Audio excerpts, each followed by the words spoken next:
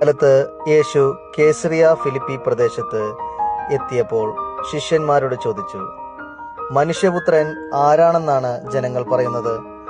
അവർ പറഞ്ഞു, ചിലർ സ്നാപയോഹന്നാൻ എന്നും മറ്റു ചിലർ ഏലിയ എന്നും വേറെ ചിലർ ജെറേമിയ അല്ലെങ്കിൽ പ്രവാചകന്മാരിൽ ഒരുവനെന്നും പറയുന്നു. അവൻ അവരോട് ചോദിച്ചു, എന്നാൽ ഞാൻ ആരാണെന്നാണ് നിങ്ങൾ പറയുന്നത്? ശിമയോൻ പത്രോസ് പറഞ്ഞു, നീ ജീവനുള്ള ദൈവത്തിന്റെ പുത്രനായ ക്രിസ്തുവാണ്. യേശു അവനോട് അരുൾ ചെയ്തു, യോനായുടെ പുത്രനായ ശിമയോനെ, നീ ഭാഗ്യവാൻ. മാംസരക്തങ്ങളല്ല, സ്വർഗസ്ഥനായ എന്റെ പിതാവാണ് നിനക്ക് ഇത് വെളിപ്പെടുത്തി തന്നത്. ഞാൻ നിന്നോട് പറയുന്നു, നീ പത്രോസാണ്. ഈ പാറയമേൽ എന്റെ സഭ ഞാൻ സ്ഥാപിക്കും. നഗരകവാടങ്ങൾ അതിനെതിരെ പ്രബലപ്പെടുകയില്ല. സ്വർഗരാജ്യത്തിന്റെ താക്കോലുകൾ നിനക്ക് ഞാൻ തരും. നീ ഭൂമിയിൽ കെട്ടുന്നതെല്ലാം സ്വർഗത്തിലും കെട്ടപ്പെട്ടിരിക്കും.